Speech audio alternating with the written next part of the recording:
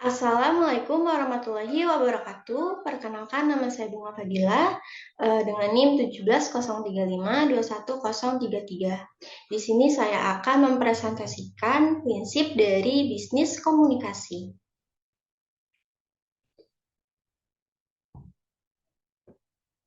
Yang pertama, apa itu komunikasi bisnis? Komunikasi bisnis ini adalah pertukaran gagasan, pendapat, informasi, instruksi yang memiliki tujuan tertentu yang disajikan secara personal atau impersonal melalui simbol-simbol atau sinyal-sinyal untuk mencapai tujuan organisasi. Nah, dari prinsip komunikasi bisnis ini terdapat prinsip-prinsip. Yang pertama ada prinsip memilih kata. Nah, prinsip pertama ini, pilihlah kata-kata yang dapat dimengerti. Sebelum menulis pesan, kita harus menganalisis pengetahuan, minat, pendapat, dan reaksi emosional si penerima. Ketika kita memilih kata-kata yang dapat dimengerti oleh si pembaca dan mempertimbangkan pendapat dan reaksi emosional pembaca, kita menerapkan sudut pandang kita untuk lebih dimengerti oleh si pembaca.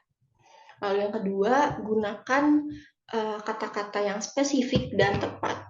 Kata-kata spesifik yang jelas dan tepat artinya dalam pesan yang kita sampaikan, gunakan kata-kata yang jelas dan tidak meninggalkan pertanyaan di benak si penerima tentang apa yang dimaksud. Kata-kata yang dipilih untuk menyampaikan pesan itu harus sangat tepat sehingga secara akurat mencerminkan apa yang ingin dipahami oleh si penerima tersebut. Lalu pilihlah kata-kata yang kuat. Nah, kata-kata yang kuat ini memiliki makna yang berbeda dan menciptakan citra visual di benak si penerima. Lalu yang keempat ada tekankan kata-kata positif. Yaitu menekankan kata-kata positif untuk menyampaikan optimisme dan kepercayaan diri. Kata-kata negatif sedangkan kata-kata negatif ini memicu emosi yang tidak menyenangkan pada penerima. Kata-kata positif dalam pesan membantu mencapai tujuan komunikasi, yaitu menerima tanggapan yang diinginkan, terus mempertahankan hubungan yang baik, dan pastinya mendapatkan etikat yang baik. Nah, lalu yang kelima ada menghindari penggunaan kata-kata yang berlebihan. Nah, ini kata-kata yang digunakan secara berlebihan adalah salah satu yang kehilangan keefektifannya karena telah digunakan terlalu banyak dalam percakapan biasa atau dalam pesan tertulis. Karena telah mendengarnya berulang kali, kata-kata ini menjadi basi dan tidak menarik. Lalu yang keenam ada hindari kata usang. Yaitu kata usang ini adalah salah satu yang out of date, sombong, kusam atau kaku. Nah, pesan dalam bisnis ini biasanya kan menggunakan kata-kata dan ekspresi yang formal. Nah, percakapan sehari-hari itu tidak digunakan kata-kata usang seperti ini, seperti tadi, dan harus dihapus dalam komunikasi bisnis. Lalu ada prinsip mengembangkan kalimat. Nah, prinsip pertama ini ada membuat kalimat yang jelas. Yaitu kalimat yang jelas menggunakan kata-kata yang dapat dimengerti, tepat, kuat, dan positif. Lalu yang prinsip kedua, gunakan kalimat pendek. Kalimat pendek ini lebih efektif daripada kalimat panjang. Umumnya kalimat pendek lebih bisa mudah dipahami daripada kalimat panjang. Lalu prinsip ketiga yaitu memilih suara aktif dalam kalimat.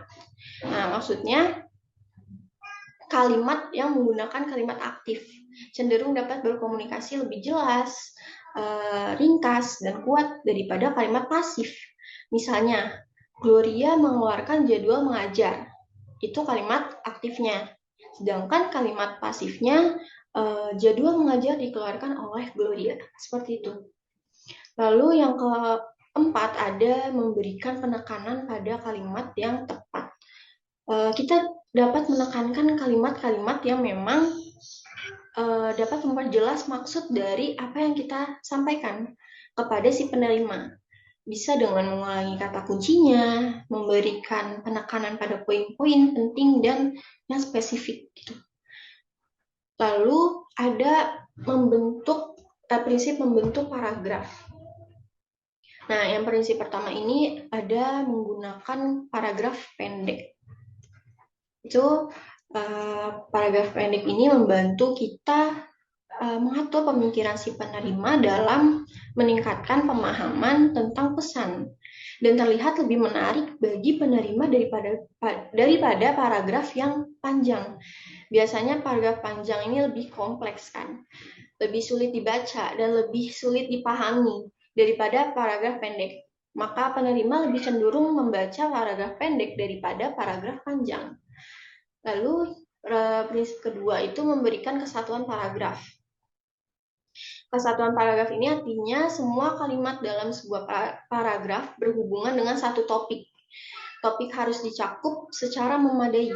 Namun, jika paragraf ini terlalu panjang, sebaiknya dibagi menjadi 2 bagian atau lebih. Lalu yang ketiga ada atur paragraf secara logis. Nah, paragraf dapat diatur secara logis menggunakan salah satu dari 2 rencana dasar. Jadi, yang pertama rencana langsung atau pendekatan deduktif, atau rencana tidak langsung, atau pendekatan induktif. Nah, dalam rencana langsung, gagasan utamanya disajikan dalam kalimat pertama paragraf dan rinciannya mengikuti kalimat-kalimat berikutnya.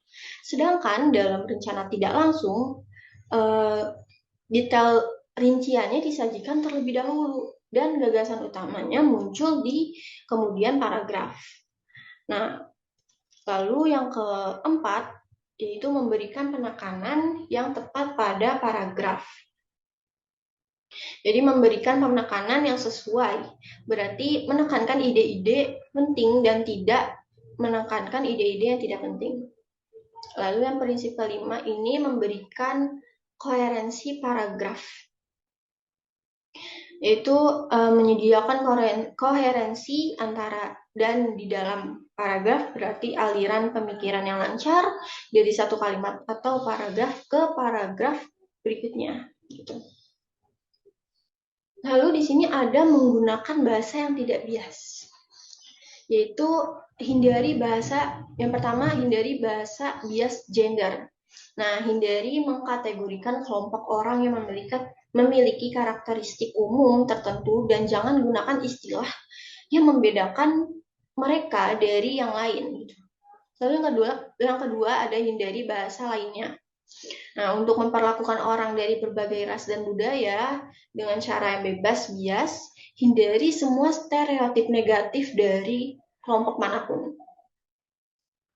Lalu selanjutnya, yang terakhir, menulis dengan gaya. Nah, ini memberikan gaya penulisan yang unik. Tulisan dan ucapan Anda harus mencerminkan kepribadian Anda yang menarik. Nah, jadi jadilah diri sendiri, gunakan kata-kata yang tidak hanya dipahami oleh si penerima, tetapi juga mengungkapkan siapa kita sebenarnya gitu. Terus gunakan kata-kata yang bisa berkomunikasi dengan jelas dan ringkas, dan yang mencerminkan kepribadian kita gitu. Oke, baik. Jadi kesimpulannya, prinsip komunikasi ini dalam komunikasi bisnis bisa diartikan sebagai prinsip-prinsip dasar yang digunakan untuk melancarkan komunikasi bisnis dalam bentuk verbal maupun non-verbal. Juga ada beberapa prinsip komunikasi yang relevan saat diimplementasikan dalam komunikasi bisnis seperti prinsip dalam memilih kata, mengembangkan kalimat, dan membentuk paragraf. Baik, sekian presentasi dari saya. Kurang lebihnya mohon maaf. Wassalamualaikum warahmatullahi wabarakatuh. Terima kasih.